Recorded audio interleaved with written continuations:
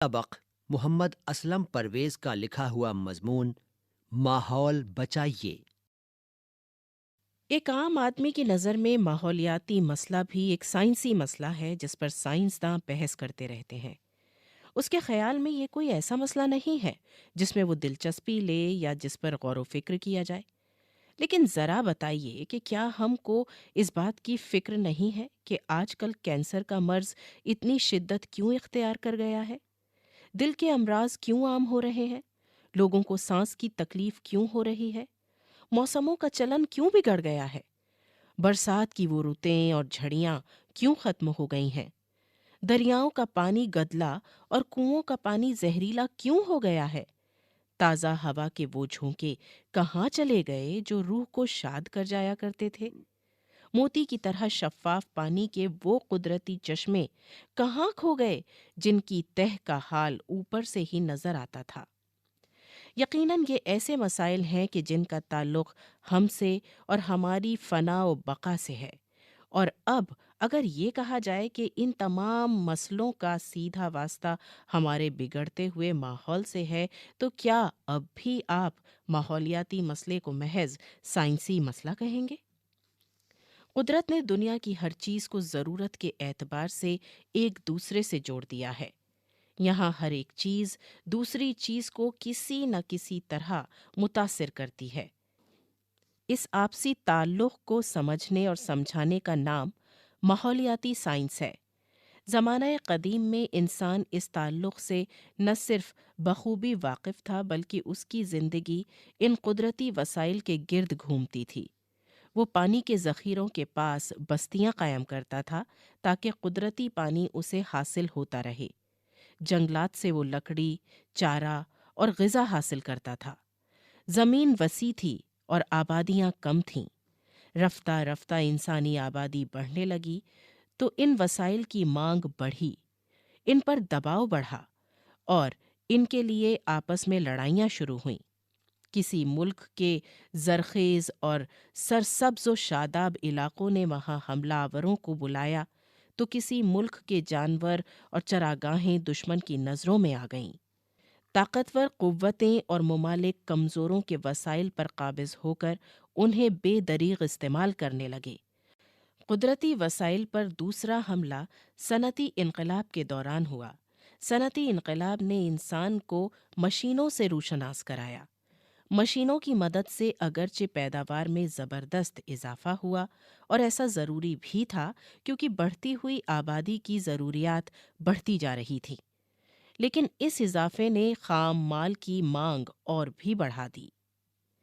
جہاں کاغذ بنانے کے کارخانے لگے تو وہ علاقے جنگلات سے پاک ہو گئے کیونکہ تمام لکڑی کاغذ بنانے کی نذر ہو گئی۔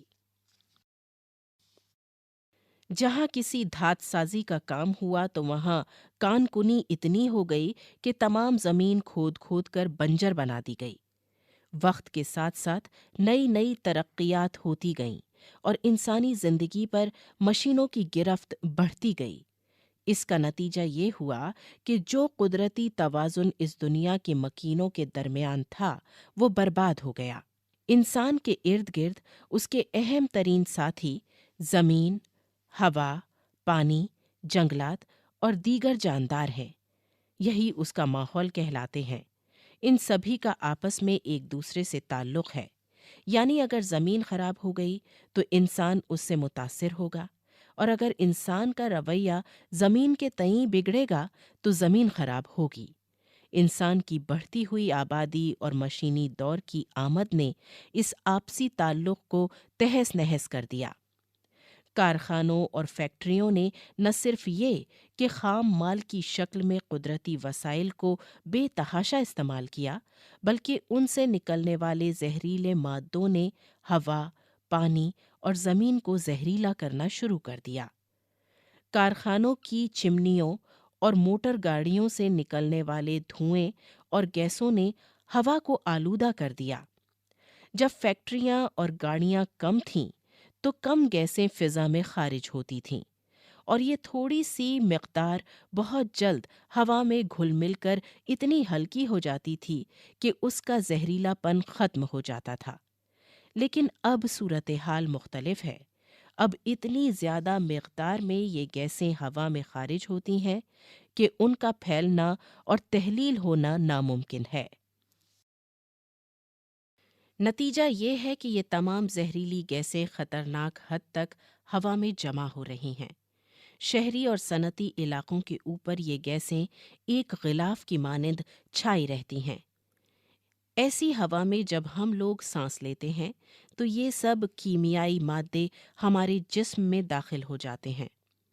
ہمارے کارخانوں اور موٹر گاڑیوں سے خارج ہونے والی گیسوں میں زیادہ مقدار carbon monoxide, nitrogen oxide, nitrous oxide, sulphur dioxide اور کاربن ڈائی آکسائڈ گیس کی ہوتی ہے۔ ان سبھی گیسوں کی زیادتی ہمارے قدرتی ماحول کے لیے مضر ہے۔ ان میں سے کچھ گیسیں تیزاب کی شکل میں زمین پر آتی ہیں۔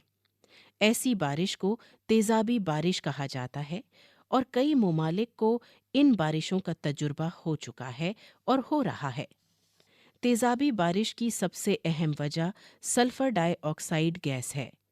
فضا میں اس گیس کی زیادتی خطرے کی گھنٹی ہے، کیونکہ تیزابی بارشیں نہ صرف یہ کہ پیڑ پودوں اور جانداروں کو نقصان پہنچاتی ہیں، بلکہ ان سے عمارتیں اور دیگر سامان بھی متاثر ہوتا ہے۔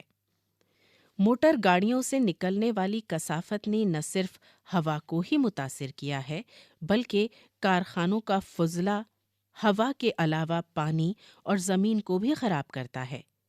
جب کارخانے کم تھے تو ان کا تھوڑا سا فضلہ پانی میں تحلیل ہو جاتا تھا، لیکن جیسے جیسے کارخانوں کی تعداد میں اضافہ ہوتا گیا، پانی میں آلودگی بڑھتی گئی۔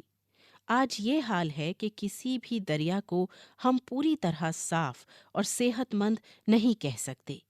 کسی کا پانی سڑ رہا ہے تو کسی کا پانی رنگین ہو گیا ہے۔ کسی میں گاد بہت ہے تو کسی کے پانی میں تیزابیت اتنی ہے کہ اس میں رہنے والے سبھی جاندار ہلاک ہو چکے ہیں۔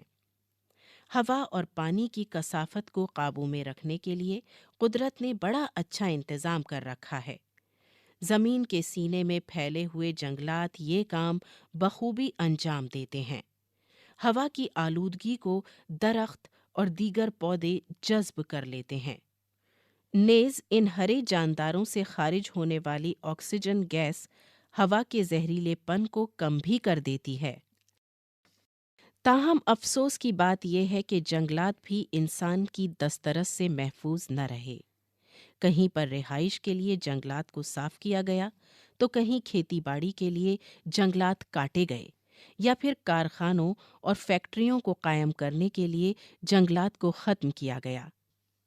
ان سب باتوں کا نتیجہ یہ ہوا کہ زمین کا یہ ہرا غلاف اترنے لگا، جس کی وجہ سے آلودگی میں مزید اضافہ ہوا۔ بھلا ہم میں سے کون ہے جسے اپنی صحت عزیز نہ ہو؟ تو پھر یہ بے حسی کیسی ہے؟ ہم کیوں انتظار کریں کہ جب چیکنگ اور چالان شروع ہوں تبھی اپنی گاڑیوں اور کارخانوں کو درست کریں؟ اگر ہم کو اپنی صحت پیاری ہے اور اپنے ننھے منھے مسکراتے بچوں کو صحت مند فضا مہیا کرنی ہے تو ہمیں یہ بے حسی اور لاپرواہی چھوڑنی ہوگی، ورنہ یقین کریں کہ ہم اپنے معصوم بچوں کو ورثے میں ایک ایسی زہریلی فضا اور ماحول دیں گے جس میں وہ کبھی مسکرا نہ سکیں گے، اور شاید اگلی نسل کی مسکراہٹ تو دیکھ بھی نہ سکیں گے۔ تلخیص: محمد اسلم پرویز،